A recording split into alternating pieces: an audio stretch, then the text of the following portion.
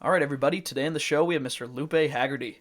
Lupe's coming to us from Salt Lake City, Utah, but is originally from West Hartford, Connecticut. In this episode, we talk about Lupe's entire career. We bridge the gap to find out how he went from riding a Ski Sundown to receiving an invite to compete in X Games Real Ski. This is a long episode, but Lupe has a lot of great stories, and this was my favorite interview so far. So sit back, relax, and I hope you enjoy it. Yo, what's up, man? Yo, Lupe, good to see you. Yeah, how's it going, brother? Good, good. Thanks for coming on, man. I'm excited for this. I was just going through New Schoolers, looking at some of you guys' old stuff. So let's start out with something simple. Who are you and what do you do? My name is Lupe Hagearty, and I'm a professional skier. Awesome, awesome. So today we're gonna get like the Lupe journey, if you will. So where did Yeah, everything start out for you? let's do it. Yeah, basically, skiing started out or came into my life through like my family.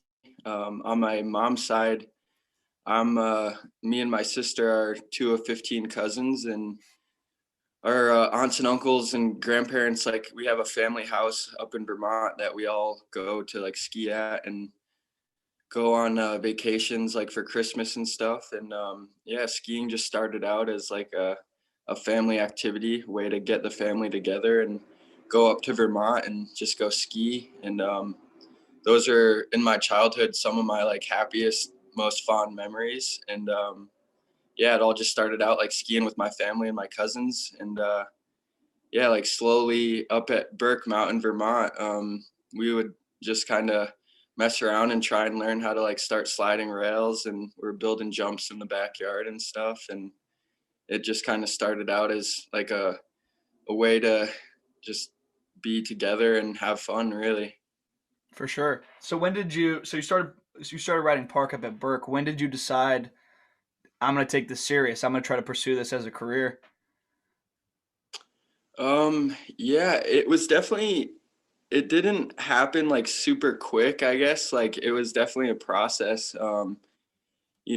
With everything going on like at home for myself, I think skiing was just a way to escape or like get away from things. And, it was like just my free or like happy space, if you will. And yeah, it was like I had an older cousin, Pat, and also an older cousin, Justin. They both were like big influences along with one of my other cousins, Spencer. And like I just wanted to be like my cousins, and they started like sliding rails and showing me like all sorts of ski movies and stuff. And I was like, man, this is sick. And then I slowly, or I guess not slowly, quickly realized how expensive skiing was. And, it wasn't at first, like, I wasn't like, oh, I want to be a pro or anything. It was more of like, I got to find a way to like make this work so I can keep doing this.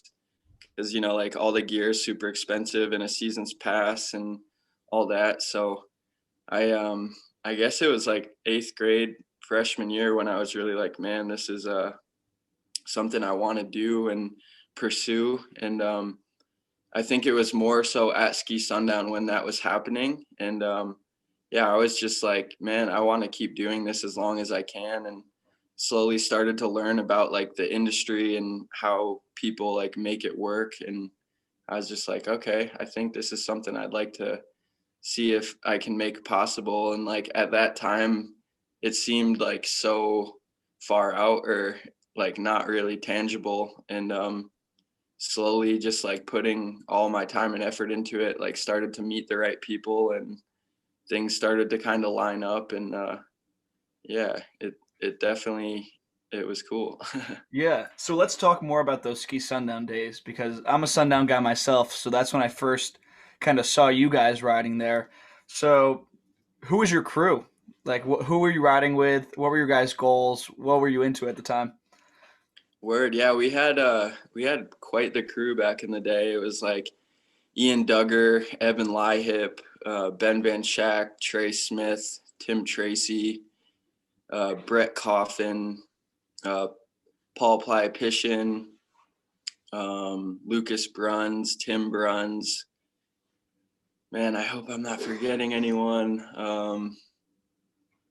Yeah, I think that's most of the boys. Like, all basically West Hartford kids that I was going to school with. And were like a little above me or below me in school. But yeah, we all just were super stoked on skiing. And, we were really lucky to come from Connecticut and have a hill that, back in the day, man, it's crazy to see old footage of Sundown, like some of the park setups they had and all the crazy rails. And we were really fortunate to have that growing up in a place that, isn't really known for skiing. And I think one of the biggest things too is that Ski Sundown having night skiing allowed us to basically be able to ski every day. Like we could get out of school, and on Wednesdays we'd get out early and then go to the mountain, and we'd ski. The mountain's open till 10 o'clock at night, so we'd be able to ski and get time on snow otherwise, where it wouldn't have been possible without night skiing. So it was super sick. And Jared Moss was a huge influence in it all, for sure. I got a shout out to him. He was a huge help in the beginning of my career and really supportive. And he was always having contests at the mountain back in the day, and he was the one that put me in touch with Line and Full Tilt.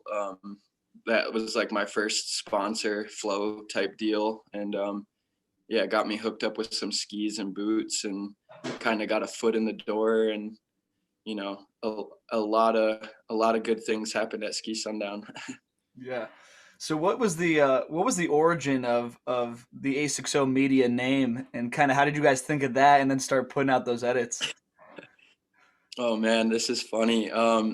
So the 860 Media name actually started before skiing, and it was like a homie of mine, Dan Davis, and I, we were like rollerblading and stuff and like skateboarding, and we like were filming and just having fun. And like I was like, oh, we need to have a crew, like blah blah blah. And it kind of started out through rollerblading actually, and then we were all like really getting into freestyle skiing and snowboarding. And then at that time, like everyone had their crew. Like there's like ECSM out of Ski Sundown, East Coast Skis Mafia, and there was like the Fatties team, which I don't even know if it's still a ski shop or not.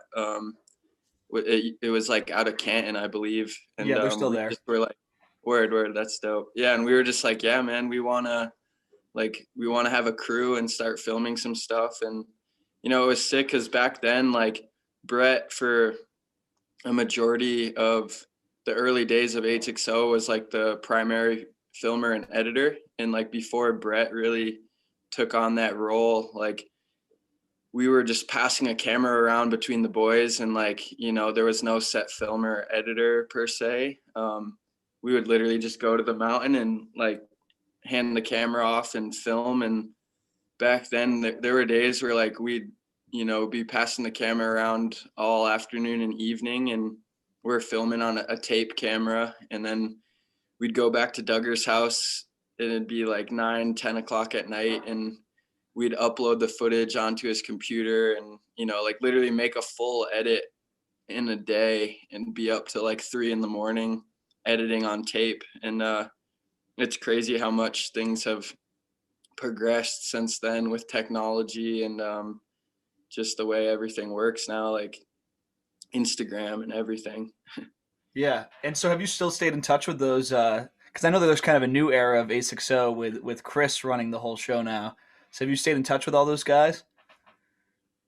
Yeah, for sure. Like I definitely I don't see Chris as much anymore, but we still talk every now and then. And Jared DeGumbia, Mike, Chris's brother, Jones, some of those boys, like definitely still talk to them once in a while. And things have been pretty hectic for myself the past few years, and living out west and traveling and filming a bunch. So I definitely don't see those guys as much as I would like, but yeah, they're still like really good friends of mine. Yeah, they're still getting after it. So while we're talking origins, where did the name Lupe come from? Oh, word. Yeah, I was in Waterville Academy my junior year of high school, and one of my classmates, Vark Kutnick, he started calling me Lupe Fiasco.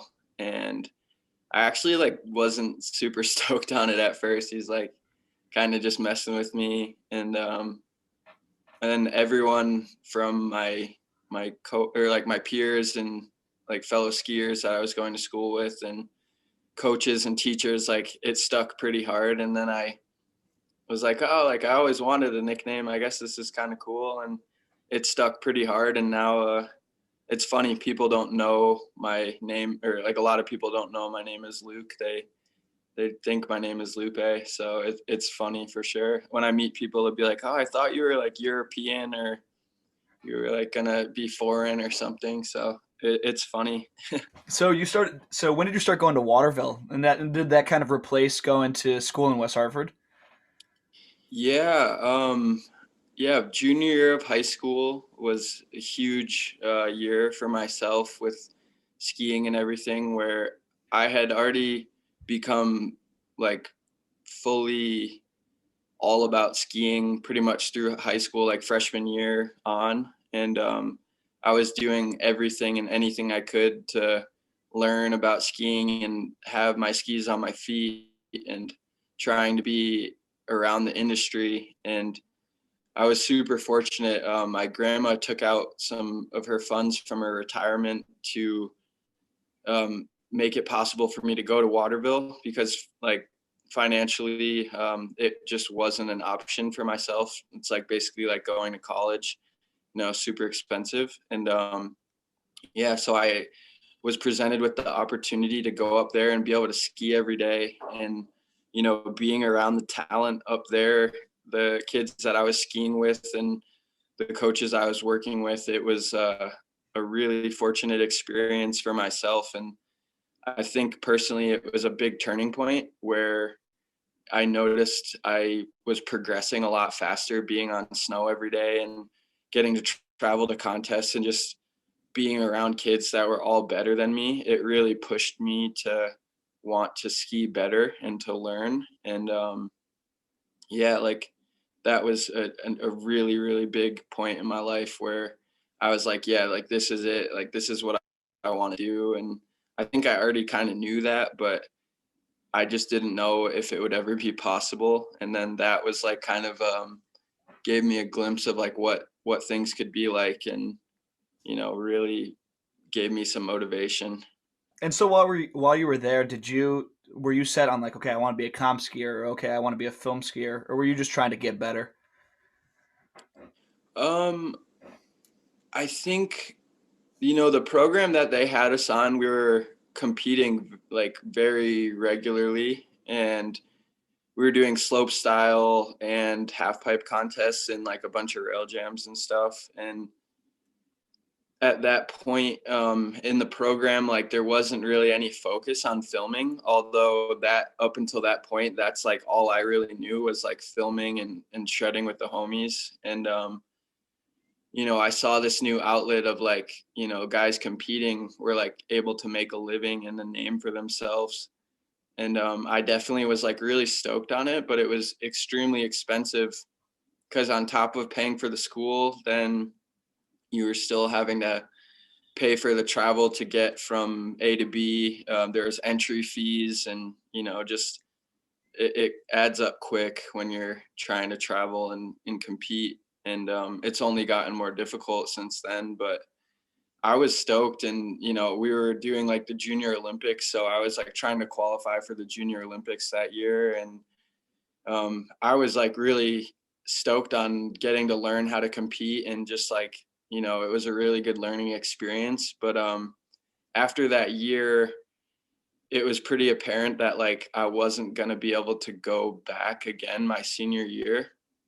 And yeah, I basically, after that year, I was like, I don't think I'm going to really be able to compete as much or on the level that I was. And like my senior year, I tried to compete a little bit, like did some opens. I think I did like the Carinthia Open, Gatorade Free Flow Tour, and Dumont Cup, and a couple other things like that. But it was kind of quickly becoming like, okay, this is like really expensive, and I don't know how long I'm going to be able to make this work. And like also I wasn't like, just racking up podiums and stuff like that. And I was seeing other guys like Ian Compton, Parker White, Chris Logan, like dudes from Mount Snow that were like making it with just filming. And that was kind of like what I grew up on and where I found I had the most fun. Like there's nothing better than like landing, or I shouldn't say there's nothing better, but it's a great feeling like when you land a comp run and things go well. It's a really good feeling, and I'm definitely a competitive person, but I've found I like being more competitive just with myself, and through filming you can like be competitive with yourself, but it's like a different thing than trying to just like compete against people. And just like filming I think can be more creative. So I started to make that switch consciously like my senior year of high school, when I actually moved up to Mount Snow that year, and they just started like the Carinthia Pro Team. And my friend Devin Logan, she like got me put in touch with like the person that was putting the whole team together. And I went up and like had an interview. They wanted to like talk to me about it. So my dad drove me up from Connecticut, and I met with the marketing director, and they were like, yeah, we have this in-house filmer, and like, we're going to give some passes away to the team, and like, we're going to just try and like put out a bunch of like C sessions edits. And it started all lining up really well, where like I took online classes like my second half of senior year, lived at my grandpa's house at Mount Snow, and got put on the Carinthia Pro Team, and was just like skiing there every day and filming. And just being around Compton at that time, like he was blowing up pretty hard from like the line traveling circus stuff and starting to do the week. And I was like, wow, like he's making it work and he's not competing, and like filming's super fun and like what I wanted to do and enjoyed most. So it started that transition for me around that time. Hell yeah, man. And so when did like these early sponsors start coming in? So you're living up at Mount Snow. Are you starting to get recognized by companies at that point? Um, yeah, like my junior year of high school, like sophomore summer going into junior year, like right before I went to Waterville, I made like a sponsor me tape, and I sent it to Jared Moss, and he had told me, he was like, yo, if you can put together something, like I'll send it out to some of the guys that I know. And I was like super hyped, and I put together this little sponsor me tape and sent it to him. And I was like, yo man, like here's my edit, like do you think you can send it to some companies? Like I'd be so stoked to get some free skis. And he was just like, yeah, like that's a sick edit, you're gonna have to keep working hard, dude, like keep trying. And I was just like, oh, so like I guess it's not gonna work out. And I was kind of bummed. And then like 2 weeks later he messaged me back, and he was like, yeah, so the line dudes like saw your stuff, and they're down, like they're stoked. I'm gonna put you in touch with Dan Belair, who went on to work for Armada and just had recently left like this past summer to pursue stuff in like the car industry. But like I got my first pair of skis and boots flowed to me by Line and Full Tilt, and so that was huge. I was just like, man, like I'm so stoked, I'm sponsored, this is sick. And that was like my foot in the door, and Jared was really a huge part of that, so I'm super grateful. And then getting Mount Snow to give me a free season's pass and have the opportunity to have a filmer that I could go and film with every day and like film stuff for the mountain and create that relationship was really, really special. And that was kind of the start of it all right there. And then through being up at Carinthia and around the older guys, I started just asking tons of questions about like, so how does this work? How do you do this? Like, just like being that young, really stoked, kind of annoying kid. And so yeah, I was stoked, man. It was really cool, and that's kind of where everything started Nice. happening. When did Nordica come into the fold? When did you start getting involved with them? And then, leave it with Nordica for now. Right on. Yeah, so that senior year I like made some some friends that were like, all a bit older than me that were up there. A lot of snowboarders like Brian Skrupski, Zach Wilmot, Sean Murphy, like a lot of the guys that were already kind of established and involved with like the Carinthia program. And I would go and like hang out at their house. Also, there's a homie Ryan Mathis who was living at the house, and a bunch of other names too. But they would just let me come and hang out, and I was kind of the younger guy. And then I was like living at my grandpa's, but anytime I could like go and hang out with them, I was like way stoked. And they were really nice and took me under their wing. And then after that season, they were like, yeah, we're getting a house again next year. Like if you want to like go in on the house with us, like, that's something you can do.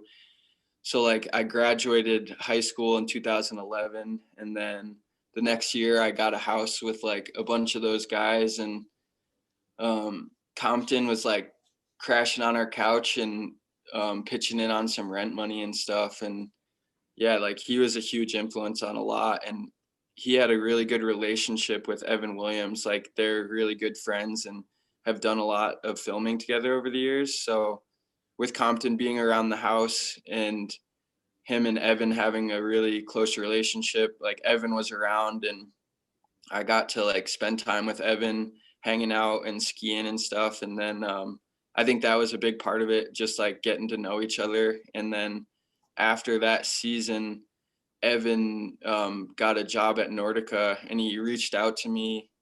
I believe it was the fall of 2012. And yeah, he was just like, hey man, like I just got this job at Nordica. I'm trying to put together a team. Like I'm talking to Dale about it, Dale Talkington and a couple other guys. Like I'd be really stoked if you'd want to get on board. And I was just like, yeah, man, like that sounds sick. Like it seems like a really good opportunity. And he like kind of mentioned, he was like, yeah, like we have this thing going with Subaru and we're trying to like figure it all out, but they're going to like give us a car and we're going to do this whole like tour thing.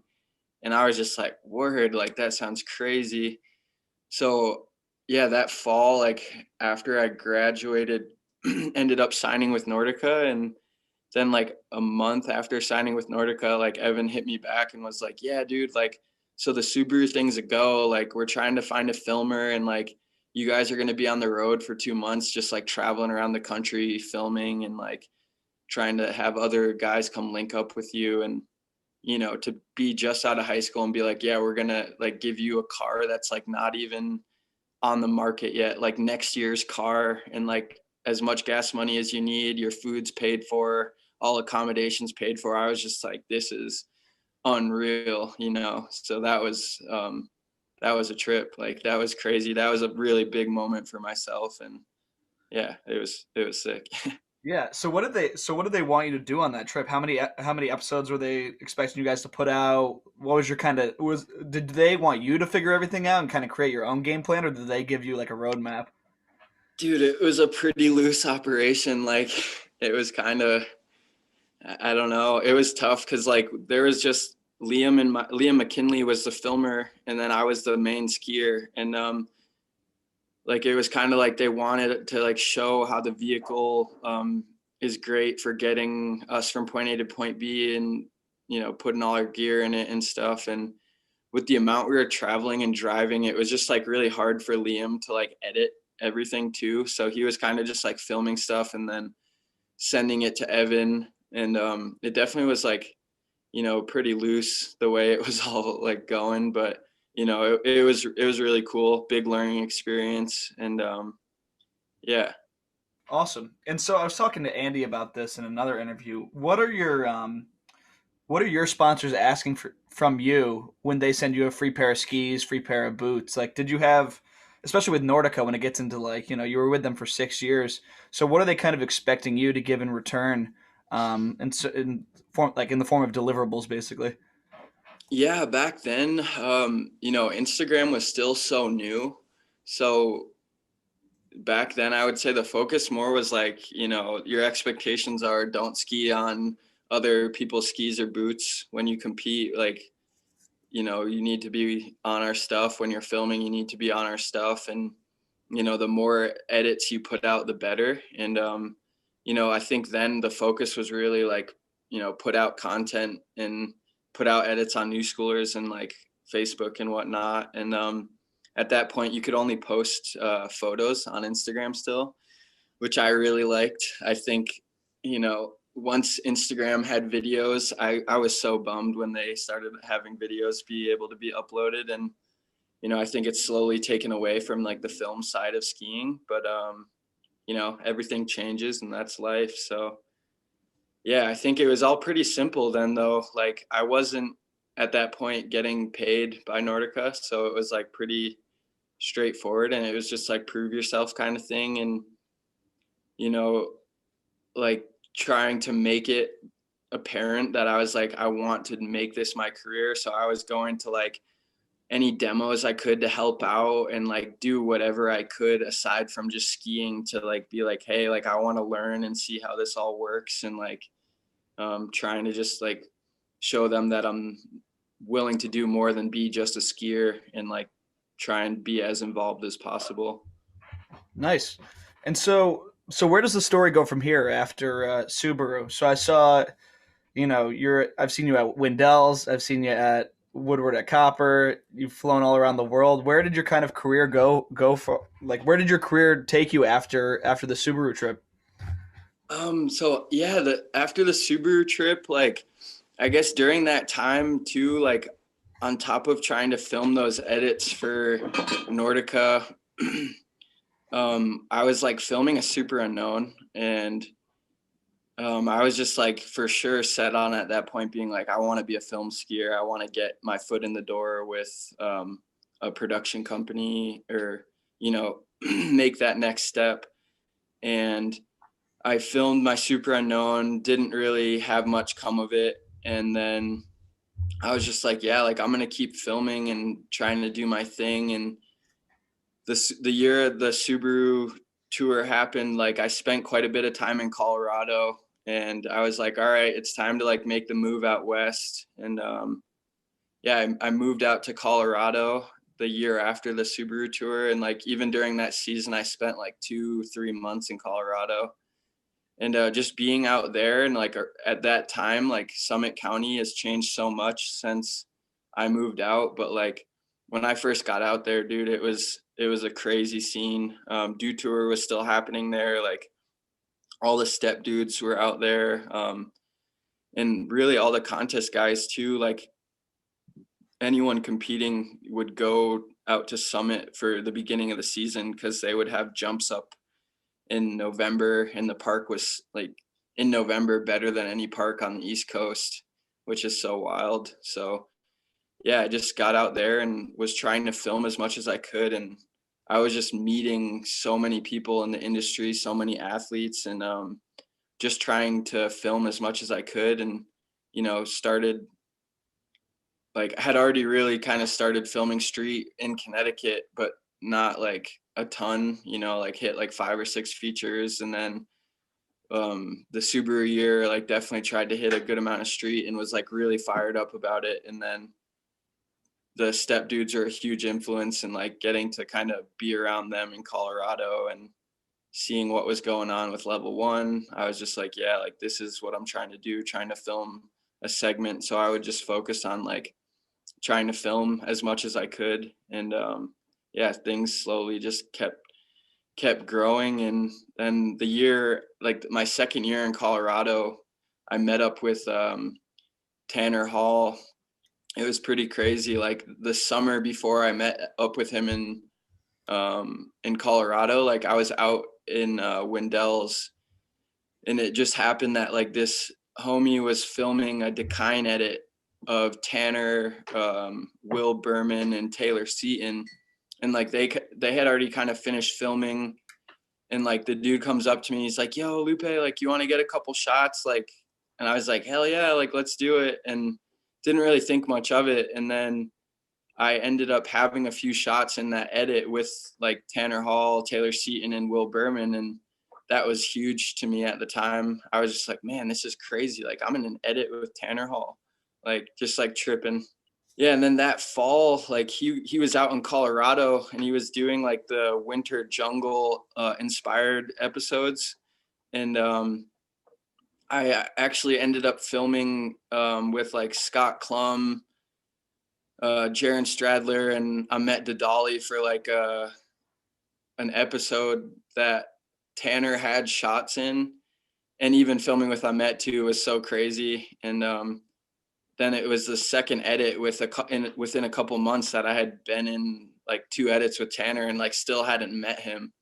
And I knew he was in Colorado at that time. So I actually reached out to him on Facebook. I was just like, hey man, like we've been in 2 edits together now. And like, I still haven't met you. And I just want to say it's like an honor and I'd love to ski with you or do some filming or something. And he hit me back like real quick and was like, yeah, man, like for sure. Let's link up and film. And then so that whole November, we literally linked up every day. We were hanging out and skiing. And yeah, he was just like, yeah, dude, come on, like, let's get it. And we were just filming together and it was incredible. Like Scott Klum was filming it all. And I was just so fired up and motivated to be skiing with T Hall. And it was a really special opportunity. And then like after having that month of like filming with Tanner and Inspired and like, you know, people seeing my name associated with all of that, it was like pretty crazy the response I was getting from like everyone back home in Connecticut and the people that were at that time following my skiing.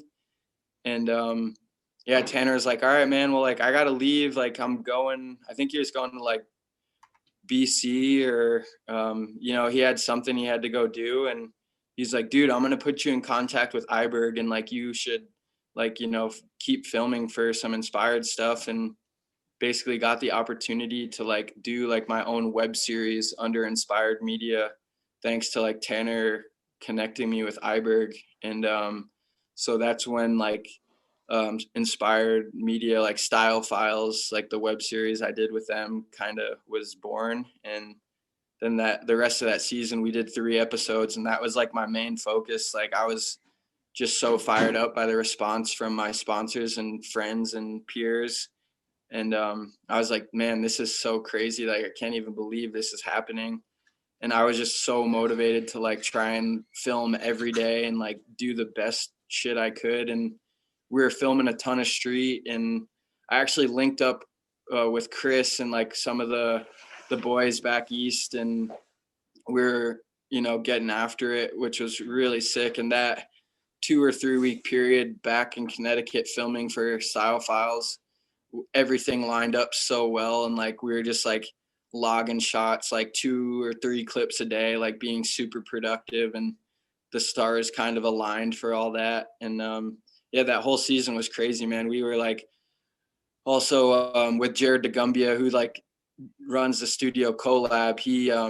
He's a genius with like, you know, all the computer programs and printing vinyl and making clothes and stuff. And he helped me. We were doing like Inspired Connecticut tees, and we were just selling them to like make a little extra money to like pay for gas and like, you know, make it possible. Cause at that point, like I think Carinthia was the only sponsor I had actually paying me. And so yeah, the whole season was a huge learning process and just kind of like a dream. Like it all happened so quick. And yeah, that definitely was a huge turning point for where I feel like I gained a lot of confidence, and like just the opportunity itself was incredible. Yeah, that's amazing. I didn't know that you were so involved with Tanner at one point. That's really cool. So when did Planks come into the fold for you? Because I've seen that they're kind of one of your main sponsors now, I'd say, right? Yeah. So that also is like another Colorado thing. Like I was riding for a Raj for Flow, so they were just like giving me like free gear and stuff. And yeah, they had that whole kind of thing happen where they like were changing a bunch of the way that like the company was being run and who they were putting their money towards and stuff. And I was by no means high up on the totem pole. I was pretty low, but yeah, they ended up dropping a bunch of guys, and I was just like, oh well, I guess I don't have an outerwear sponsor anymore. and I was actually at SIA, which is like a big trade show in Denver. And one of my good friends, Dan Doherty, we actually met through like an online summer rail skiing contest where like I ended up being the runner up to his video, which won. And like there was like a whole thing. It was like the Stereo Skis summer edit contest. So we like knew each other from that, and then we met in person and we're like hanging out, and he's like, dude, you got to come meet this company, like, or like the owner of this company, or well, I guess he wasn't the owner, but he was like North American sales representative. And that was like Planks. So I was just out at SIA and he introduced me to him, and I was just like, yeah, man, like I'm trying to find a new outerwear sponsor, and I was trying to be patient and like not just like settle for anything. And that opportunity presented itself, and I was just like, yeah, like I really need some financial support. Like I'm at a time where I'm trying to like make this my career, and they were like down to sit down and talk about it and like hear what I was asking for and what my goals were. And it was crazy. Like we went out to dinner and I was like, this is what I'm looking for. This is what I'm trying to do. This is what I've been working on. Showed them like the style file stuff. And they were like, yeah, like, let's get on board. Like, we're trying to find some more guys around North America and like blow this brand up. And I just shook hands with him right there at the table, and he's like, let's do it. And then a couple days later, I had a contract ready for me and signed with Planks. And now I've been with them for 6 years. So they've been one of my biggest sponsors and supporters over the years. And I'm super fortunate to have grown with them, because like when I first got on, the apparel and the quality of things, like I've watched the brand grow so much and improve, and it's been super special. And, the ski industry is really tough. So to have a company that's like been there since day one and like we've both grown together, it's a really special thing. And just to have that loyalty between each other, and like it's just something you don't see very often in the ski world. So I feel very fortunate to still be with them and to have been able to make it work. Definitely. And so when you finally got that financial assistance you were looking for, what did you do with the money? Did you just pump it right back into your ski career? Did you start saving up a little bit to have some stability? What was the plan after that? At that point, I still I wasn't fully living off of skiing. So basically the program I was on from like 14, maybe 15 till about like 2 or 3 years ago was like I would work from right when the mountains close till like November. And I was, just working 5 days a week, maybe sometimes more. And, just like super tunnel vision, like, all my friends were out, partying every night. And like, not to say that I didn't like get distracted at times, but compared to like the kids I grew up with, like I was like, I know what I want to do. I know what I need to do to make it happen. And I was super focused and just working really hard to save every dime I could.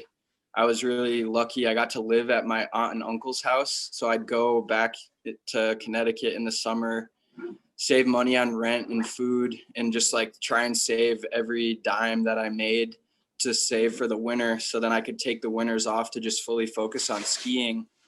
So I would like save as much as I could. And then I had like a little money coming in from Carinthia, a little money coming in from Planks. And at that time too, I was riding for Shred Optics.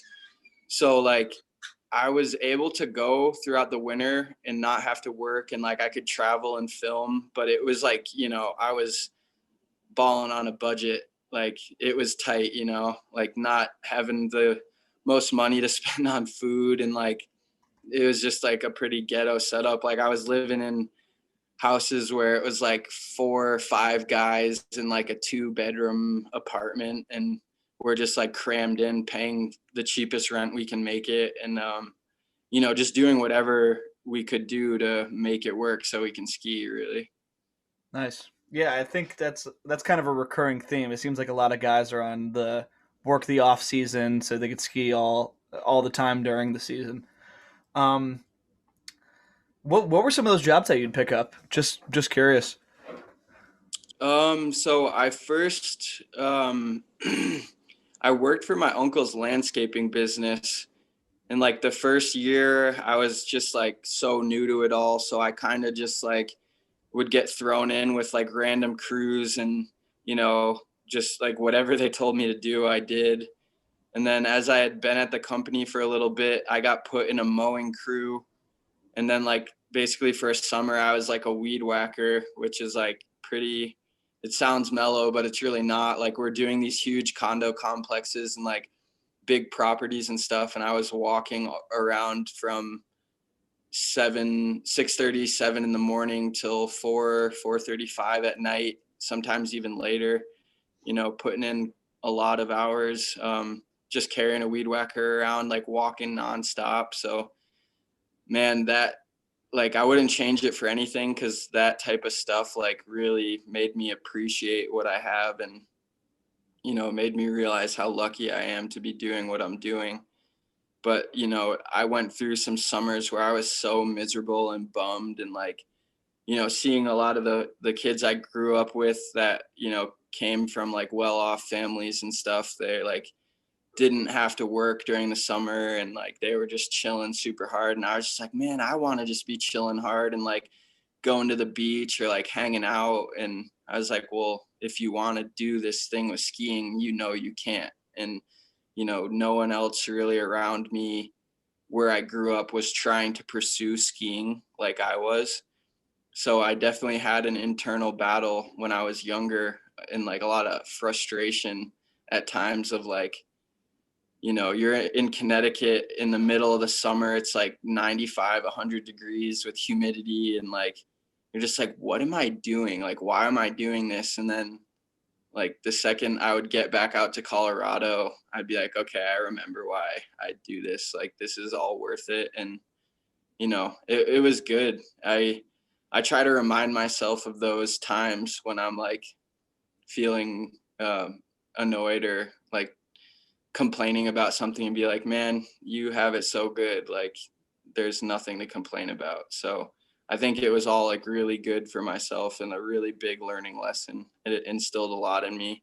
And then after I stopped working for my uncle, I was working for this like small landscaping business in West Hartford, and I was basically like running the mowing department for them. So I was just in charge of like cutting all the grass and managing all the mowing accounts and stuff. And it was cool because I could make my own schedule, and the owner of the business was like really supportive of my skiing and knew what I was trying to do. So like he was really cool, and I really appreciate all the support he showed me. And he was very flexible and just kind of let me do my thing, which was nice. And really grateful for my uncle to have learned so much from working for his company. And then I was able to take all that and kind of go do my own thing. And living with my uncle and having him be my boss, it kind of at a point became like a weird tension thing, or like maybe it was just me, I don't know, but like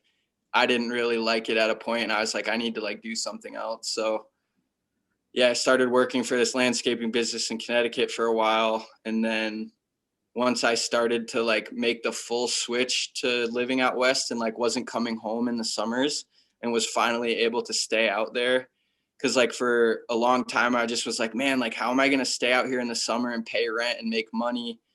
But then I started having more money coming in from sponsors, and like I was like, I need to stay out here. Like I'm miserable being home in Connecticut away from skiers and the industry.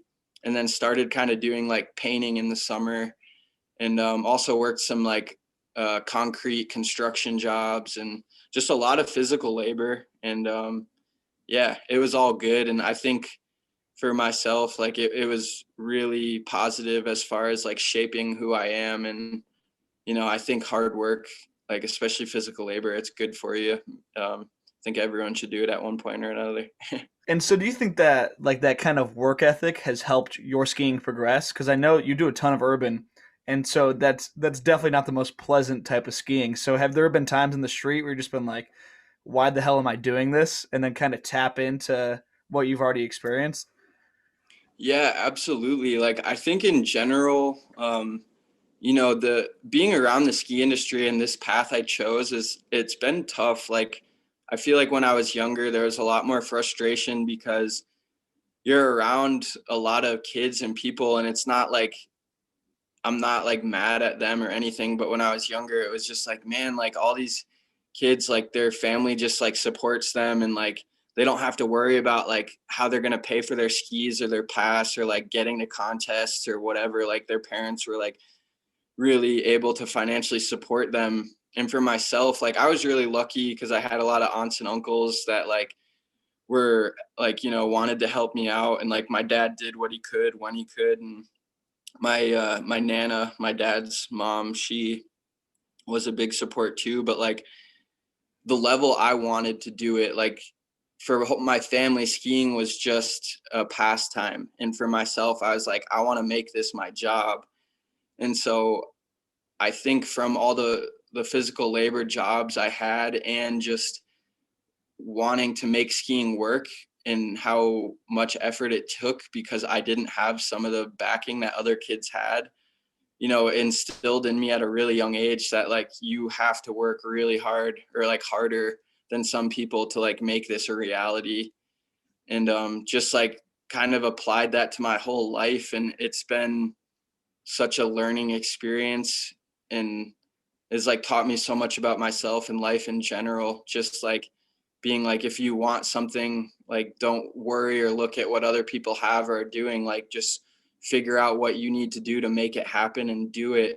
And from all those young years of like, kind of having to go through the motions and work super hard just to like make skiing even a possibility, and then to slowly have some breaks and like things start happening, you're like, all right, like got to keep it going. And you just like keep that momentum and that motivation and that type of mindset of like, all right, I'm going to just work my ass off no matter what. And like I would like to think that that's something I try to bring to the table for my sponsors too, of like I want my sponsors to feel like they can come to me for anything, and that I'm not going to be some like, oh, like I'm like, no, like I'm the pro skier, like I can't do this or I can't do that. Like I want them to come to me and be like, oh yeah, Lupe will do whatever we need and like go above and beyond. And like I think that's a way I've been able to keep good relationships with sponsors. It's not just being like, oh, all I do is ski, like literally willing to do anything to make it work and bring value to the table. I think is super important. Yeah, that's awesome. And so once you start spending your summers out in Colorado, do things like start progressing even faster from there? Um, yeah, I think everything like definitely like things, just continuously progress slowly. Like it wasn't like for my career, I never went from like nothing to everything overnight. It was all just like a slow progression over the years of like, all right, like this past year I was getting like 5 grand from my sponsors, and like I'm trying to get to here now. And like, I was always like very conscious of my money and like how much I would need for rent for the year and like how much I needed to spend on food per week or month, and like was pretty on top of trying to manage my money as best I could, and like being like, well, this is what I need to make it work. And yeah, just slowly like gaining more sponsors and like not just accepting like being like, oh yeah, like I'll just ride for gear. Like I'm like, no, dude, like this is like my career. Like I'm trying to like live and like make this my job. And like, this is what I need from you guys to make that happen. And, just not being discouraged by people telling me no. And like, really being willing to put myself out there and be like, hey, this is what I'm trying to do. This is what I need. And like, if someone says yes, that's awesome. And if they say no, like, I'm not going to take it personally. Like, I'm just going to go to the next person and try and like figure out a way to make it work. So, it was definitely a slow process, you know, and like a really big learning one too, with like learning how to negotiate with sponsors and like how I can bring value to the table. And like in those days, we were like the early Colorado days, we were filming, like I was working on like a yearly movie and submitting into IF3 and High Five, and just finding ways to try and figure out what the sponsors wanted and how I could meet those needs while still doing what I wanted to do with making a movie or a segment. And it just, yeah, every year there was things that was like, oh, well, I screwed that up or could have done that better, or like this worked really well, but it was all just like a big learning process, and just like slowly kept evolving to get to a point where I was like, okay, wow, like I'm actually now making my full living off of skiing. And it was definitely quite some time before I could say that for sure. Yeah, and so in doing research for this, I watched basically everything you've posted online. So what did your 10-year project mean to you? Oh man, I had mixed feelings about it. Like overall though, it was just extremely nostalgic. Like to look back that long and to be seeing like, you know, where it all started out, and like to think about where I was then in the beginning of those first shots, and just like dreaming of being a sponsored skier, and like being like, man, being a pro skier would be so sick. And then just like continuously, no matter what, like it's not just the winter, you know. I feel like a lot of kids are like, oh yeah, I'm like focused all winter, and then like, you know, in the summer everyone else is like thinking about other stuff. And like if you really want to make it work, like it's like every single day of the year you got to be focused on like, this is what I want. And I know most people aren't going to be on the same path as me, and like not getting distracted by day-to-day stuff that like normal people, if you will, are doing. Because like I feel like the life of a pro skier, or like a skier, isn't very normal, you know. What is normal? I don't know, maybe that's not the best word, but like, you know, so just not like not letting your eyes off the prize, really, I think is like super super important. But I totally got distracted. What was the question again?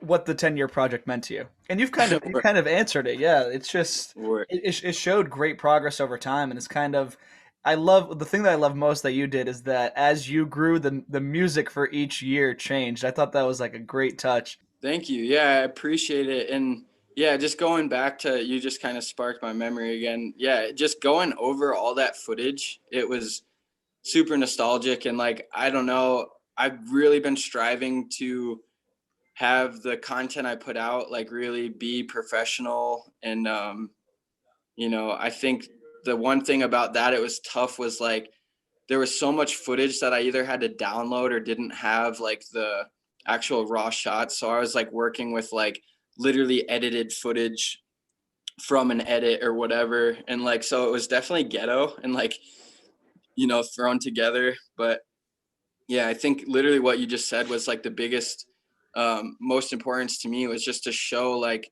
the progression of where I came from to where I am now, and how my skills have progressed, and like my style, and you know, just to show too like how long I've been doing it. Cause like I feel like a lot of people just like get into the industry and just like immediately expect like, well, why don't I have this? Like, why don't I have that? Why am I not getting paid, or like whatever? And it's easy to look around at other people and like not know their story or what they've gone through, and like just be like, oh, like why does he have that and I don't? And just like, I don't know, I felt it was just cool to like show that, yeah, maybe I'm not like the best skier in the world, but I've been working, in my opinion, I've been working hard and trying to make this work for a really long time. And yeah, to be in the streets for over 10 years is like, you know, I'm not the only person to do it, but it I think it speaks something or has some importance. So Hmm. I don't know.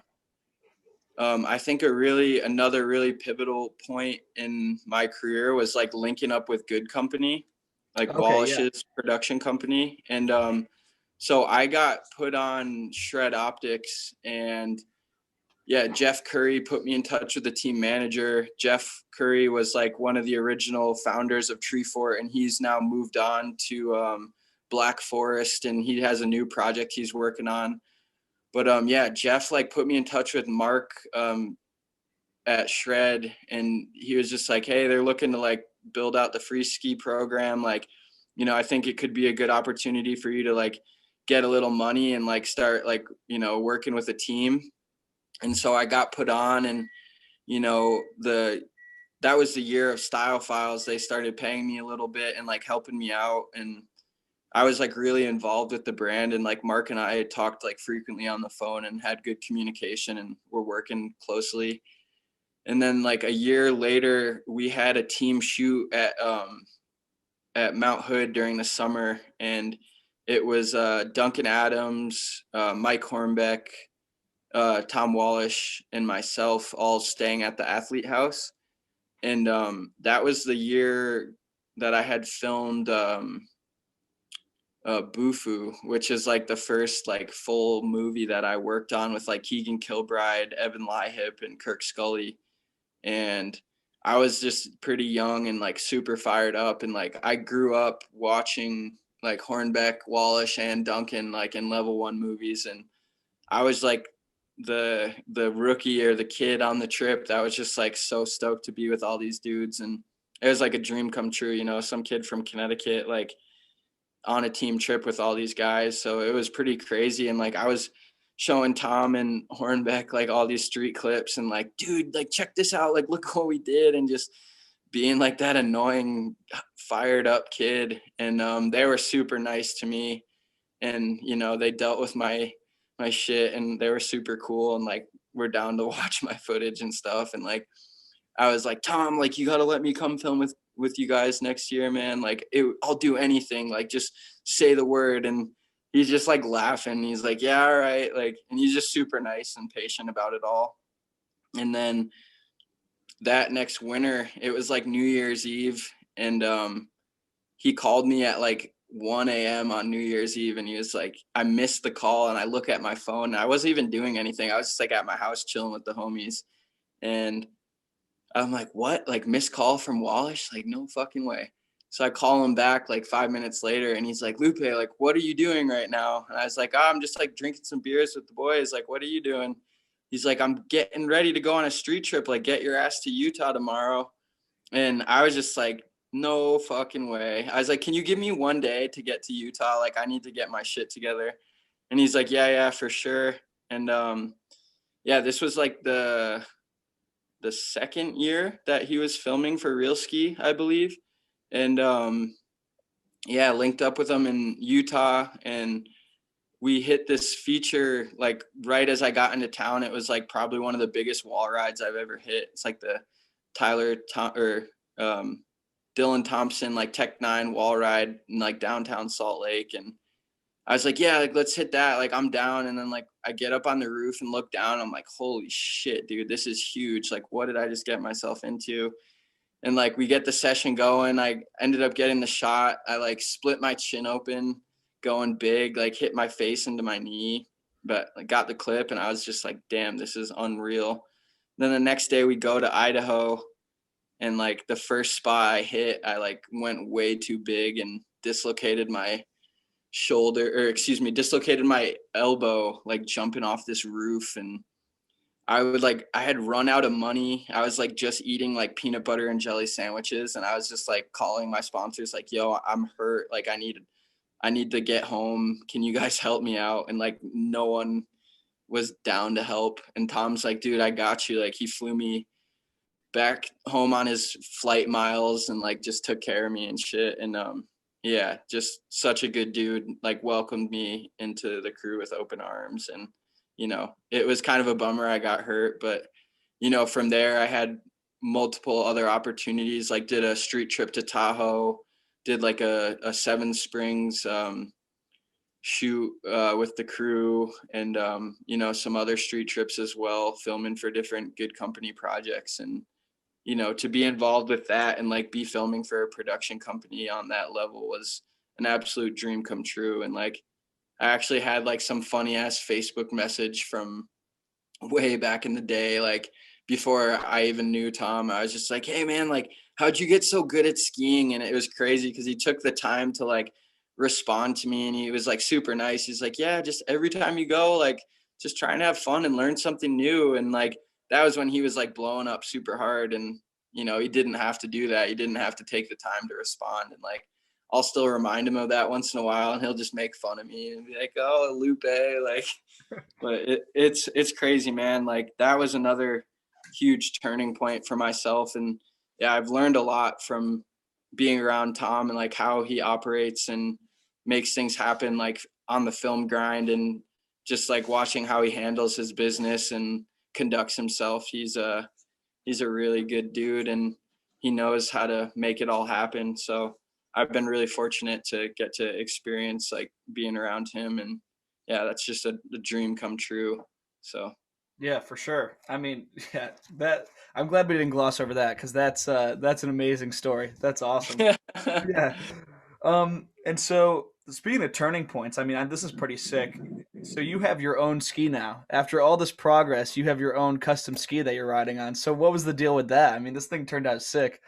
yeah, it's crazy, man. That's another one that I just like, always a childhood dream, but you don't ever think it's like gonna happen. But yeah, I had been with Nordica for like I think it was 6 or 7 years, and um, yeah, I just when I first started out, like Evan was super involved, and like I believe the president of Nordica at that time was also like wanting to put resources towards the freestyle side of things. Like he had an account on New Schoolers and was like going on, and he gave Evan full reign to like just do what he knew how to do. And we were doing a lot of team related stuff, like filming together, putting out content. And there was a good chunk of time where like Nordica was like super popular, and everyone was like really fired up on what Evan was like putting together and making happen. And Evan did a really good job with getting a lot of guys that were like friends and young up and coming guys on the team, along with already established dudes like Compton and Dale. So the Nordica had a rebrand, and like they went from not being that cool overnight to like being super popular and very trendy. And they gave Evan a lot of reign with like how everything went, and that was the case for a couple of years. And then to my understanding, like some of the stuff behind the scenes changed, like with the president, and the direction of the brand kind of started to change a bit, and Evan didn't have as much freedom per se. And again, I hope I'm not like, I don't want to be speaking for him, but this is just the way I remember it. And slowly the team started to thin out again, and there wasn't as much focus on like putting out the edits and the content, and like the focus was going more towards the family stuff and like the enforcer, and more like touring and all mountain kind of stuff. So slowly I just felt like there wasn't as much involvement for myself. And I was super fortunate. Like I had a small reimbursement budget for travel, and still got all the gear I needed, and Evan still like did a great job of like taking care of me. And I would still get like Subarus here and there to like drive around for a while and film with, which was huge. But I just was like feeling like a lack of involvement, and I really wanted to start getting more involved with like being more than just like a skier. Like here's some gear, like we'll talk to you later.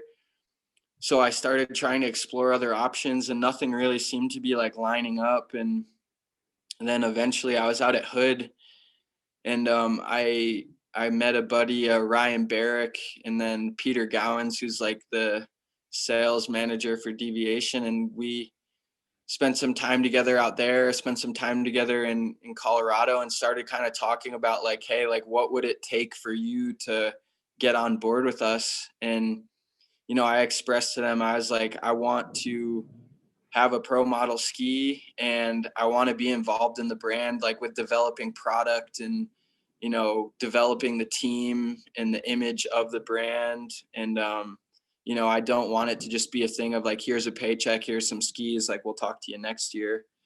And they seemed like very into the idea of bringing me on board and giving me some freedom and like using some of the experience I have to try and grow the brand in the area that I know about with like freestyle skiing. And so it was really cool. And it was kind of a slow process. It took almost a half a year to a year of just like going back and forth about stuff. And, you know, I gave them kind of an idea of like what it would take. And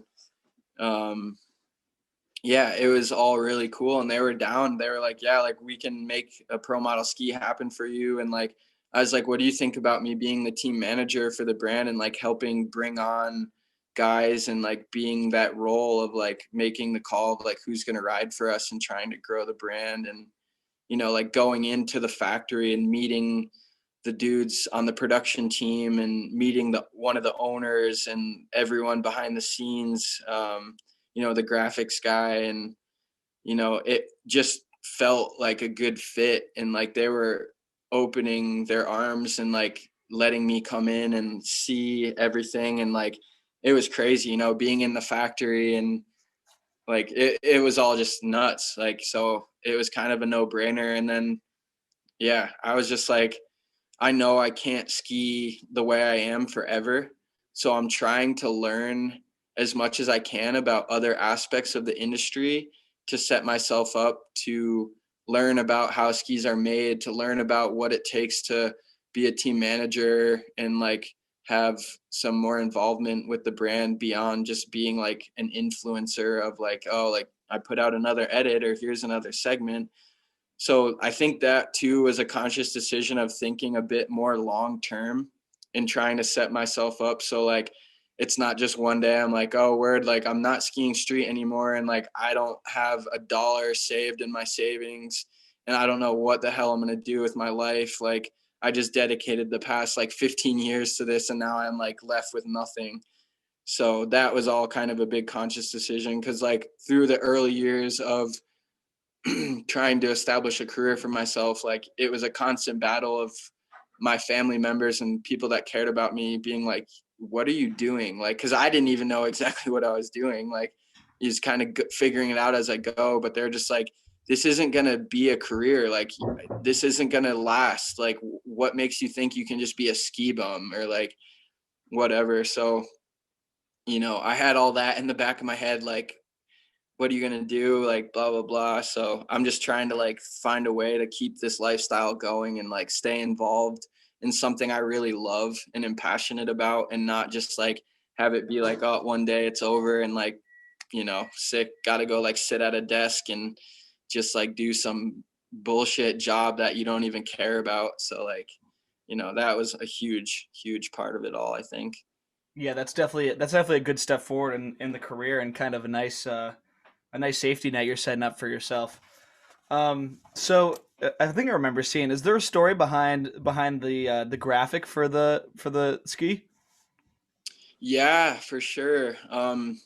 So my sister is a really talented artist, and I um, I I love my sister very much, and yeah, getting all corny here, but like I just once I had the opportunity present itself, like I had definitely had the thought of like in years kind of leading up to this of like, man, it would be so sick to like, you know, be able to like bring an opportunity like this to a family member that I care about so much. And like, you know, it, it would just like skiing, I think because of what it started out as in the beginning of like this family time, this time where I like skiing was the glue to bringing all the people that I care about together and like some of the happiest moments. Like I sometimes now wonder if like subconsciously was that part of why I was like not only the physical enjoyment of like what skiing brings to me, but like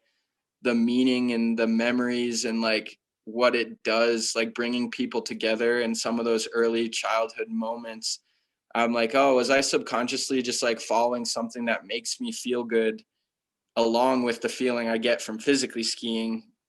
And so to like be able to tie it back to family and like, you know, have these opportunities that I'm experiencing for myself and have it be involved with other family members.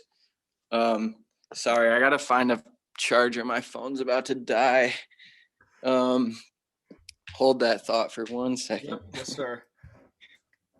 But yeah, like, yeah, tying it in with family and stuff, like it was just super special to me to like be able to experience this with my sister and be like, yeah, like I'm gonna have a pro model ski and like the graphics gonna be something that she designed. It was just a dream come true and kind of like a thought I had that I wonder now, I'm like, did I manifest that or like how did it all happen? But I remember like years before this was a thing, I was like, it'd be so sick like if I had my name on a ski, a pro model ski, and my sister did the graphic, and like, you know, like all the people that were like, this is never going to work, you're never going to be able to make this happen. And like to constantly have people telling you that you really care about that what you're doing, you're wasting your time and it's not going to work out, it'll wear down on you after a while. And you know, it's hard to like not listen to that. So to get to a point where now like the people that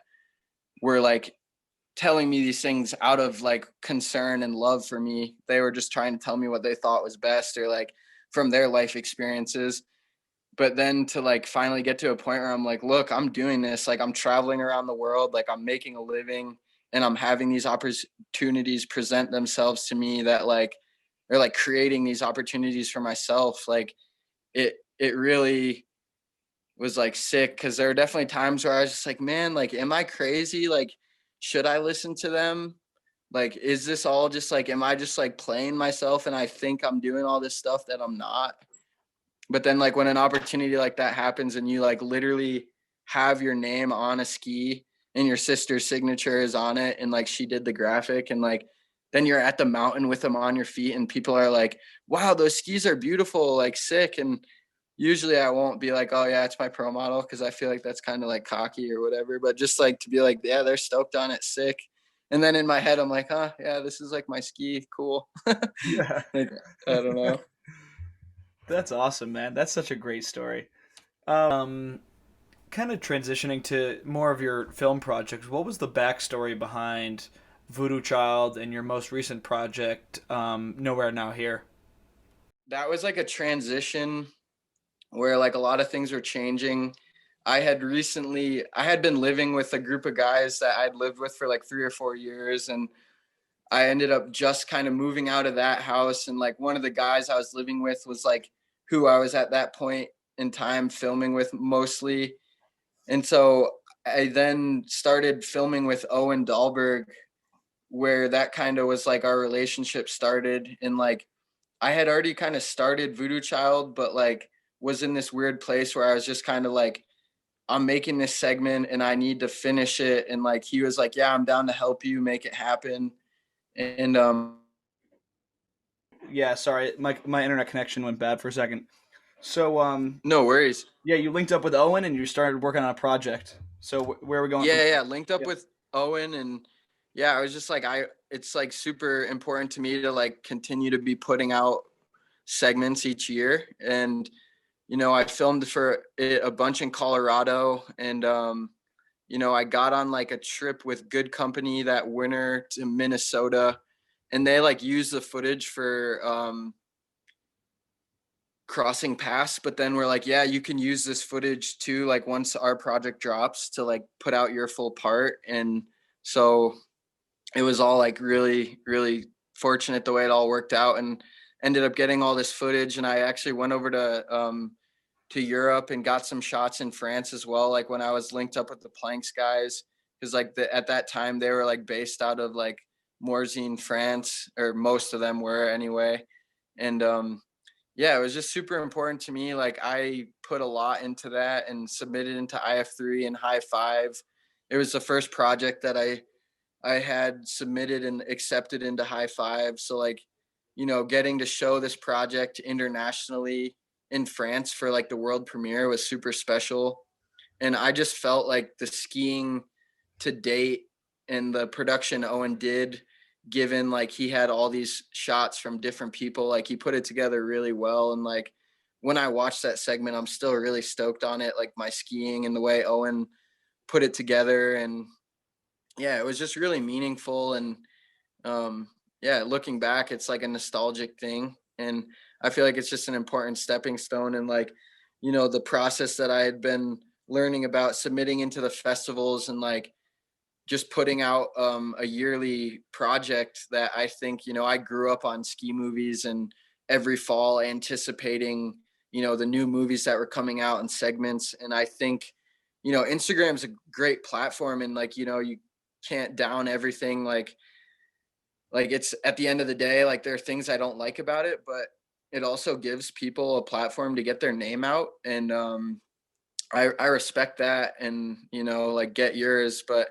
I think it's super important to still have segments and full projects that really like take time and effort and, you know, developing like that should still hold the most weight in our industry, I think, over like an Instagram clip or whatever. And it's just interesting where you're seeing sponsors put their value these days and like what they want to see and how the ski movie or segment is dying out or not as frequent as it once was. So that was like a huge year where I was just learning a lot and still like, you know, just like I have to put out a segment, I want to put out a movie again. And it was something I'm just super proud of. So yeah, that's a really important one to myself and learned a lot just with like um honestly so many different things with like negotiating with sponsors, how I can bring value to the table and like get support for myself by being like, hey, this is what I'm doing, I'm going to focus on this project and like this is what I need from you guys to make it happen. And you know, to get the support from sponsors to do that and other peers and like Owen to be on board with the vision I had and be willing to help me with that was huge. And it really was the start of our relationship that we have created. And yeah, like after that, I was like, man, I want to keep filming another part or project. And excuse me, we like kind of the year after that worked on the 10-year part, like got some new shots for it, but I was like editing it all. And like Owen was just like helping out. He was actually living in Utah and then coming to Colorado, or like I went to Utah a couple times and like I had just come back from like this pretty gnarly skate injury. I broke my leg and like had ankle surgery. So that season I was just kind of like I wasn't crushing it super hard, I would say. Like I was a little tentative and you know, just like not really sure what I was going to do cuz things had changed with like I wasn't skiing and filming with the guys that I had been filming and skiing with the past couple of years. So I was like trying to figure out like, all right, like what am I doing now? So like we put a lot of the shots into the 10-year part for the 10th year, but then I saved some clips that we had gotten to put towards Nowhere Now Here. So like Nowhere Now Here was kind of like a 2-year part. There really only were like I think 4 or 5 shots from the year previous that we saved. So like a majority of it was filmed in 1 year, but there were a few clips that we saved and like kind of just that year or two in general, like we started like, all right, like I want to work on this project and like really come up with a concept. And like I started like spitballing ideas with Owen about like wanting to do something Grateful Dead inspired. Cause like I am really influenced by their music and the band's culture or the counterculture and like, you know, just the way that their music has affected me over the years and like influenced me in my life. So we started that concept and then it was kind of crazy because the year going into like the full like focus of filming where we got the majority of the shots, like Ben Shetler announced that he was doing Fire on the Mountain, like a fully Grateful Dead inspired piece. And I was just like, well, fuck, like he's like going all out and like actually working with the Dead on this. Like, so we kind of had to change our approach a little bit, but it still was Grateful Dead inspired. We just did it in a little more it wasn't like originally we had all these ideas of these cartoons we wanted to like incorporate into it and have it be like full out, but then I was just like, man, I don't want it to seem like I'm just like biting what he just did. So like Owen started like spitballing these ideas of like some of that like interlude scene where like we have like the roses and the water and the skull, like if you know the dead, that's like a tribute to them, but we're trying to do it just a little more discreetly. And then the whole project wasn't just Grateful Dead music, but like the last song is Uncle John's band, and like there's like some teases of Saint Stephen at the beginning of the whole project, and the interlude, and there's some cool little voiceovers of like it's like Jerry and Bob Weir like talking.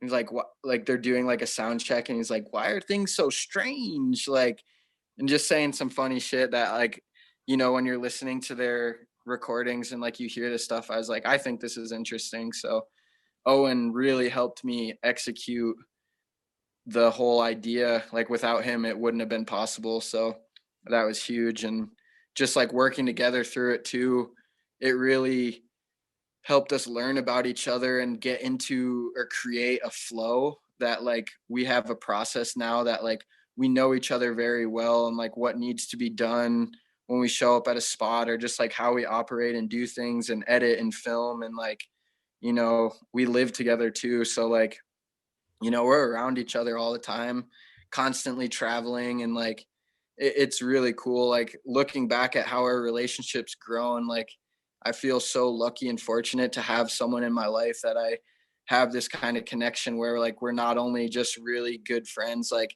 it's like one of my best friends, but also we have this business relationship where like I've been able to continue my career with his help, and I've done everything I can to try and help his career, and try and find ways to like help him make it, or like make it possible for him to like pay rent and like do the basic stuff and travel and experience new things. So it's been really crazy, honestly.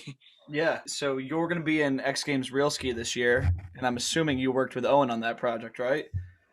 Yeah, dude. Yeah. We actually just, was it yesterday? Yeah, the guys, like we're pretty much done filming. We're gonna like go out today and try and get one more shot, but the deadline's January 28th, and yeah, we've been filming since November 1st, and yeah, like the guys just came over yesterday, AJ and Kyle, to film like the TV interviews. So we pretty much have like wrapped everything up, and we just spent a month on the road. Like we drove all the way out to the East Coast and like bounced around the East Coast chasing snow, and then spent like 2.5 weeks in Madison, Wisconsin, in the Midwest. And yeah, I guess like filming started out super slow because we basically didn't have any snow in Salt Lake, minus one really small storm. So like from November 1st to December like 15th, like we got to hit like two spots with like just scraping snow.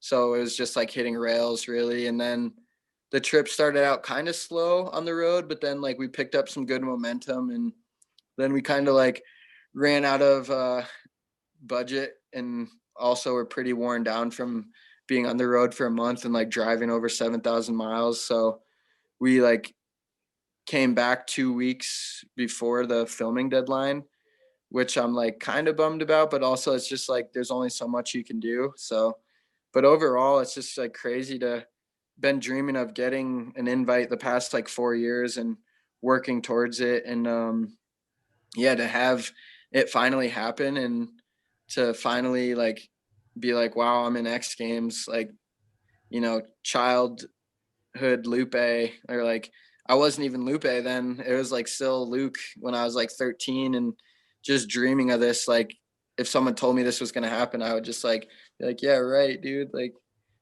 I don't know. Yeah. It's, Did you end up did you make it out to Connecticut for some urban, or was there not enough snow? so we were in Connecticut. I actually got to see like some family and my sister for the first time in 8 years on Christmas, which was really sick. It's like usually around that time, it's like crunch time. Just got to film and stack them up. So it was sick. Like we got down to Connecticut Christmas Day, and like unfortunately all the snow had melted. So we spent like a day or two in Connecticut, like hanging with my family. And then, yeah, unfortunately, like all the snow was gone. So we didn't get to hit stuff there, which I was pretty excited to do. But even just being on the East Coast, I'd wanted to hit rails on the East Coast the past like 4, maybe even 5 years. And it just like never lined up. And it was cool for my real ski year to get back to the East Coast and back to the roots to do some filming. So that was really special. That's awesome. And just looking at behind the scenes of how real ski works. So who reaches out to you and kind of how does that whole process work of actually formally getting invited, receiving like the instructions if they give you any, like what's that process? Yeah, this year was pretty interesting the way it all happened for myself. But basically, like the judges, like Tom, LJ, Kai, like they all play like a role in picking like or having influence in like the guys that get invited. And a lot of it is really based off of like the segment you're putting out that year previously that like comes out in the fall. So like Tom and all the other judges are like all super on top of like keeping up with like the new content and everything that gets submitted into IF3 and High Five. I think it's more IF3, but they see all the segments and the parts coming out and like like it's really all about like the part you put out the year before and like who's putting out the best stuff or like the gnarliest stuff or whatever the right word is. I don't know, but yeah, so that was like a huge thing. Like every year I would just be like, yeah, like here's my segment, like I really want a spot, and you just got to like talk to those guys about it. And every year the past 2 or 3 years I've been talking to Tom and just being like, dude, like I'll do anything for an invite, like come on, like throw me a bone or like whatever. And he's like, yeah, just keep working hard, dude, like we'll see what happens. And then this year it all just like worked out. Like after Nowhere Now Here, like I went all in on that project and really was fortunate to get the support from Deviation and other sponsors to have the budget to be able to go travel and take care of Owen's travel costs and have the resources to like not have to worry about money as much and be able to just focus on like where is the snow, where's the best place to go film, and doing the best skiing I can. So like eliminating some of those things that I had to stress about in years past with like just not having the resources to make it all happen, like just being pretty broke. But it all worked out super well this year. And yeah, I'm like really, really proud of the project Nowhere Now Here and really enjoyed the process and all the support I got for it. And then that really led into getting the real ski part. And I was in Oregon actually surfing at I was at Seaside Cove, and LJ was like, yo man, like we should link up and surf tomorrow. I think I'll be up by like 10 or something. And I was like, yeah, sounds sick, dude. Like, just let me know. He was coming up from Portland and I was just like sleeping in my car, surfing, hanging at the beach. And he's like, yo, dude, I'm going to be late. I actually have a call with X Games, like the real ski judges, about like who we're picking. And I was just like, wow, this is crazy. Like, you know, I like the timing was just wild. And I think I had actually already heard, I hope I'm not going to get anyone in trouble by saying this, but I heard like Alex Hall had already gotten an invite, and I was just like, damn it, man, like another year, like didn't get the invite. Like what did I do wrong? Like I'm doing everything I can, like focusing 110% on street skiing and putting out the best segment I can. Like I thought for sure that I was like, after like Nowhere Now Here, I was like, dude, this is the year I'm going to get the invite. And then I heard Hall got it like right before I left for the surf trip. And I was just like, all right, like definitely like really bummed and kind of like just mad at myself. And I was like, all right, well, you can't dwell on things you can't control. Like you did everything you could, just go surf and have fun. And then like LJ hit me up and he like told me they're still like trying to figure it out. And I was just like, oh, all right. But already had kind of just been like, dude, like just let it go. And you know, it's not the end of the world. Like, it's a bummer, but you know, like life will move on. It will be okay. And so I went and surfed and like got out of the water, and LJ's like still on the phone, and he's like, yeah, man, like I'll come find you in a minute. Like, I'm just finishing up this call. So I was like parked on the beach, and yeah, just like making myself breakfast, and I was in my wetsuit looking at the waves, and LJ comes up and he's got his phone like kind of pointed down filming, and I didn't even realize it. And he just starts off like, he's like, yo man, like you've been so like inspiring, like you've been filming street for so long trying to get yours. And like I thought he was like letting me down nicely, like being like trying to give me some compliments and be like, oh, but you didn't make it again. And I was just like, oh fucking A, like I already thought I didn't make it. And then he like puts his phone up and he's like, how does it feel? Like, I got some heavy news to tell you. Like, you got into X Games real ski. And I was just like, what? Like, no fucking way. Because I thought for sure, like, they had already picked the guys. And I kind of had already, like, accepted that I didn't get it. So I was just like, I had let it go. I was like, I can't do anything about it. Like, I'm not going to just continue to beat myself up. And then there I am, like I, in the past like 3 or 4 years, I've been so stoked on surfing. Like, since skiing, surfing is the only thing that has like given me that same feeling of like, it's almost undescribable, but like I've fallen in love with surfing, and I'm just so happy to be there, so happy to be at the beach in my wetsuit, just watching the waves, eating breakfast on the beach. And then LJ, like some dude I've grown up watching ski and idolize, comes up to me and tells me that I get an X Games part. And I was just, it was one of the happiest moments. Like, I get goosebumps thinking about it. It was really something else. So that was super special. Yeah, that's incredible. That's really incredible. Yeah, Yeah, I am so crazy. stoked to see the part because you know talk about manifesting stuff. I was even thinking to myself because like over quarantine I binged basically all ski content, and I'm like, when the hell's Lupe gonna be in real ski? Like, let's see some Connecticut guys out there. So like when I saw your post on Instagram, I'm like, hell yeah, like this is amazing. I was so stoked about it. Sick. Yeah, I appreciate that, dude. It's really cool.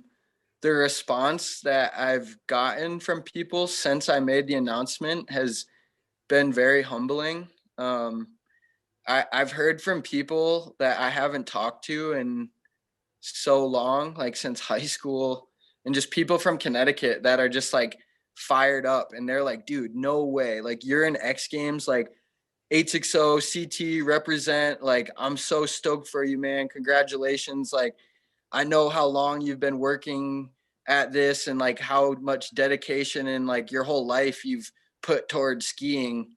And now for you to be presented with an opportunity like this is like a dream come true. And to hear people like reaching out and saying that to me, not that like, you know, people's opinions like are the most important thing at the end of the day, but it's really special to hear like that people are stoked. And I appreciate like everyone reaching out, and it's been flattering to like see so many people stoked and like hyped up that I got this opportunity. And yeah, I'm just super grateful for it. And I think this year the contest changed a little bit.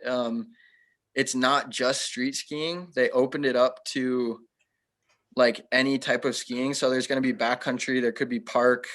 Like, it's literally like a minute 30-second edit of like you showcasing what your style of skiing is and like how you want to portray skiing. So I like definitely kind of went into it with a little bit different mindset than I think I originally thought I would have. Like, you know, in years past, like the guys are like literally just like putting their life on the line, you know, to like make the best street part they can. Like, that's a minute and 30 seconds. You get a really short time window in the beginning of the season. So it's super gnarly because like you get from November till like mid-January. And like even in years past, like the guys had a shorter time frame. And like, you know, you haven't really warmed up yet, and it's like, all right, go and do the craziest, gnarliest, most creative shit you've ever done.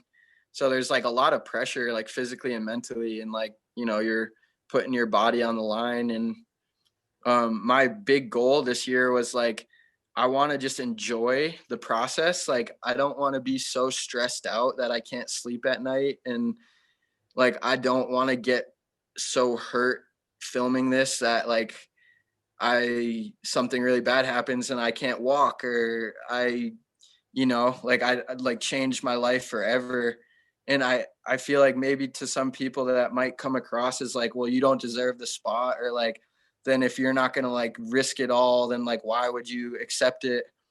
But like, I don't know, just being 28 and having a little bit different mindset than I did when I was like in my early 20s. I really just wanted to enjoy this process and like, enjoy being on the road with my friends, and like look back on it and be like, that was a really cool experience. And like, I didn't just stress the whole time, or like, I didn't just like get broke off and like, just like hurt myself. And yeah, I definitely like took some risks, and, was like pushing it, tried to hit some big stuff, and tried to hit some fun, creative stuff, some new stuff. And like, I don't know. I'm interested to see what people think about this segment. I don't think it's necessarily like the best segment I've ever put out, which ironically I think it's supposed to, maybe people think is supposed to be your best segment for X Games. But I'm proud of what Owen and I were able to do, and yeah, like interested to see what people think of it, and interested to see what everyone else was up to. And I think yeah, I'm happy. We worked hard, and that's that's a big part of it. So Yeah. we'll see. I guess we'll see what you guys think. Yeah. Do you know when the results come out and when they're doing the whole show on it? I believe so. The submission date is January 28th, and then I believe February 16th the edits are going to release online for the fan vote. And then I think it's like February 22nd or 23rd is when the TV show is going to air. So yeah, that's kind of like the time frame of it all right now. Yeah. But I can definitely stay in touch with you about those dates, like just as they confirm. But like as of right now, I'm pretty confident that's what they've told me. Yeah. Yeah, and we got to have all of Connecticut hopping on and voting for the fan favorite when that does come out. We'll set the Word, yeah, army on everybody. that would be sick, dude. Yeah. There's a lot of big names. So yeah, it should be interesting to see how it all turns out. Yeah, for sure. All right, so it's been a while. Do you have time for a couple listener questions? Yeah, dude, I'm in no rush. Like I'm happy to talk as long as you need. All right, we got in touch with some people. All right, let's see. I'll start off with some that we received, and then I'll go to the people that you know. So top three dead songs.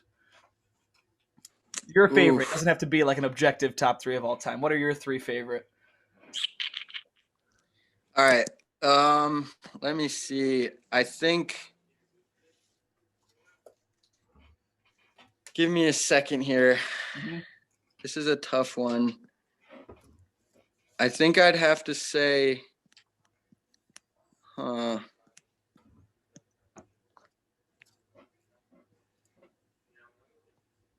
sorry, one second. I'm looking at my most played to see. Damn, it's so hard. Like,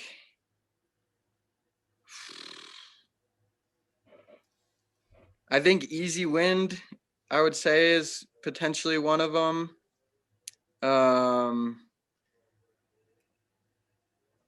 Candyman, and maybe like Saint Stephen or He's Gone. Yeah. Also Brown Eyed Woman, like Mama Tried.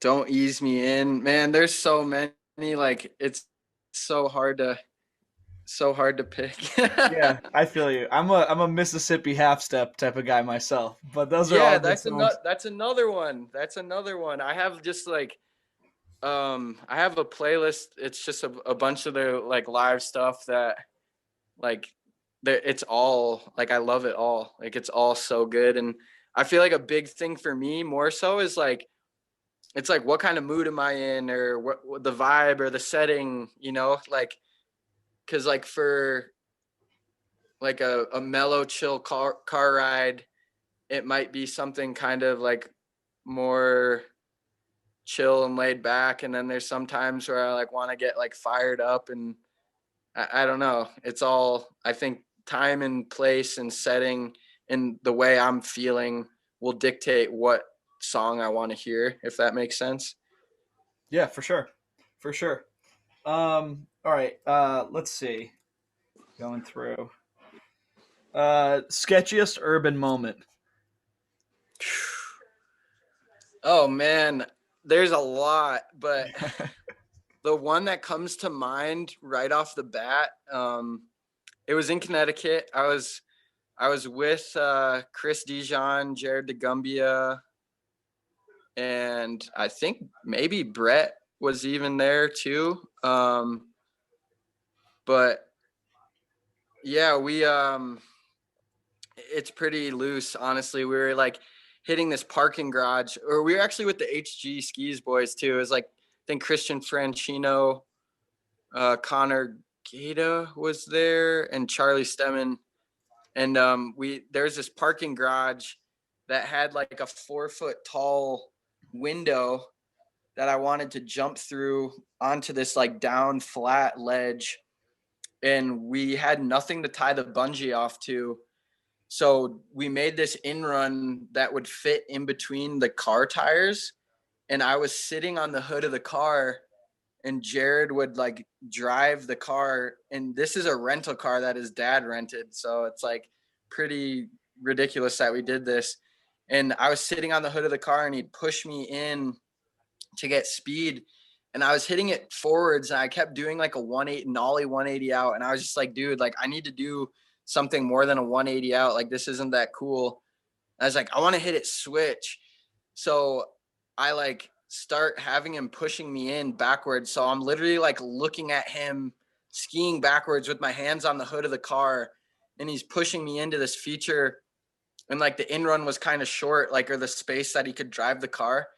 And like 2 or 3 hits, I just like was like almost getting enough speed, but not quite. And I was like, Jay, like Jared, I need a little more, bro. Come on, like we can do this. And he's like, all right, I got you. And so he steps it up, goes a little faster, and then the one I lace, I literally do switch one through the window onto the ledge, nollie 180 out, and he like smokes the takeoff of the lip, and then like I think it probably helped, and he smashes into the concrete wall. But like because the snow was there, I think it like saved the car. But like he like crashed his rental car, like getting me speed for a feature. And then like a day later, we're like on a main street in Glastonbury, and it was like this like concrete wall that's like banked, and I was doing like a right 270 into it. And I was like, oh yeah, like natural speed will be good. And like I just wasn't getting enough speed. So we're like on this main busy road, and like he's like pulling the car like right to the edge of the road so I can like hold on to the window, and like he's like getting me, like pulling me in to get me speed. And like he's just like the man, like down to do whatever it took to like help me get the shot. And he's like my winch man, you know, like he would run the winch for me and just like always be at the spot helping me out and shit. And like he's just been like one of my best friends, like always, you know, helped me out with anything and just always been there for me. And we just have been through so much together. So like huge shout out to him and Chris and like all the boys, like, cause yeah, they were just always down to help out. And, you know, I only got love for all those dudes. Like they've been a huge support, great friends. Yeah, that's awesome. All right, now we'll move into the folks you know. So this one, Kirk Scully sent a bunch, so I'll run through some of these. Uh, It's super funny. Let's see. Favorite feature you've ever built, street or backcountry? Huh. Um, Man, that's tough. I don't know if it's my favorite, but like one of the most memorable spots in I think it's Good Company. Man, I can't even remember the name of it. What? It's one of the older Good Company movies. I did a trip to Lake Tahoe with Evan Lyhip and Dylan Sundrup. I think I'm saying his name wrong. Sorry, Dylan. But yeah, there's this crazy like it's like a C I-beam that was like I think like 20 feet off the ground or maybe even more, like absolutely huge. And we built this like massive jump like to step up onto it, and definitely one of the biggest features I've ever hit. And it just seemed like unreal. Like we went there the night before to like scope it, and my buddy Lyhip, who's also from Connecticut, he's like, yeah, dude, this thing goes. Like, we got to set this up tomorrow. And I was just like, you are out of your mind. Like, there's no way we are hitting this. And he's like, yeah, dude, like, we're just going to build the jump right. And then we have the winch. It's fast enough. Like, we had the Good Company Heine winch. And he's like, dude, we got this. Like, we didn't come out here to mess around. Like, we're trying to do some shit and make a name for yourself. Right. And I was just like, all right, word. Like, I'll come back and look at it during the day. I'm not like promising you anything right now. And then we showed up in the morning, and we're just like, I stood around for probably 20 minutes, just like going back and forth in my head. Like, am I going to do this? Like, cause like once you start building, like there's no backing out. Like, I'm not going to have my homies shovel for 4 hours, 5, 6 hours. And then like be like, oh, sick. We just built like a 15-foot tall lip, and I'm not going to hit it, guys. My bad. Like, so I just am very conscious of like, if we decide to set something up, like it's like, all right, you're committing to this. So yeah, we decided to do it. And that one was crazy. Like I was just like, oh my God, like it was a wild one for sure. And yeah, there's probably a bunch, but like that's like one that really stands out to me for sure. There's some in the X Games part that I'm really excited about, but I don't want to really give anything away on that. And yeah, I guess that's probably one right now that I'm like really, really stoked about. Yeah, he said if you didn't bring it up yourself, so he said either the whale tail or the wall ride up in the backcountry wall ride are his two favorites. I don't know if you remember either of those. Word, yeah. I think it was like I made just like a season edit. It's like Lupe Hagearty 2014-15, I believe.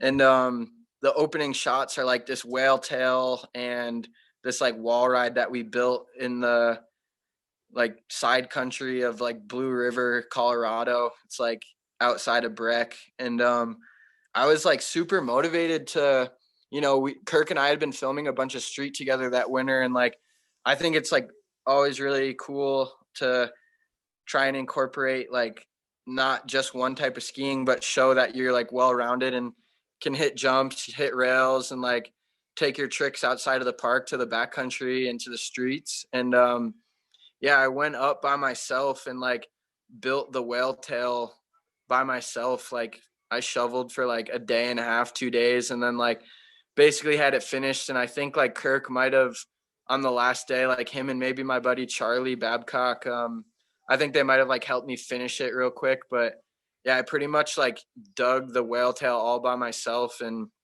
it was like a lot of snow. It was like one of those things I just went up there and didn't really know what I was getting myself into. And then, yeah, just ended up shoveling for like 2 days straight just to like make it work by myself. And then just was like hitting anyone up. I was like, yo, I got this feature. Like, will you guys come and like help me hit it and film it? And like, like it'll be sick. Like, I really want to get these shots for like a segment or like, the edit I'm working on.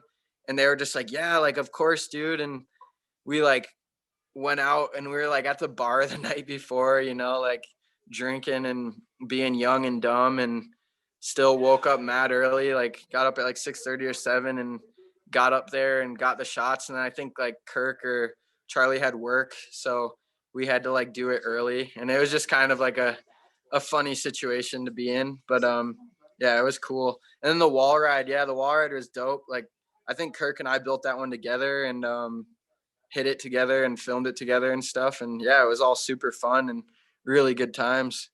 Hell yeah. And so, yeah, and speaking of good times out in Breck, he said to ask about Cecilia's, the club. Oh, geez. Yeah. Do you have any one story from there? He wants a story. He said there are definitely some good ones from Cecilia's.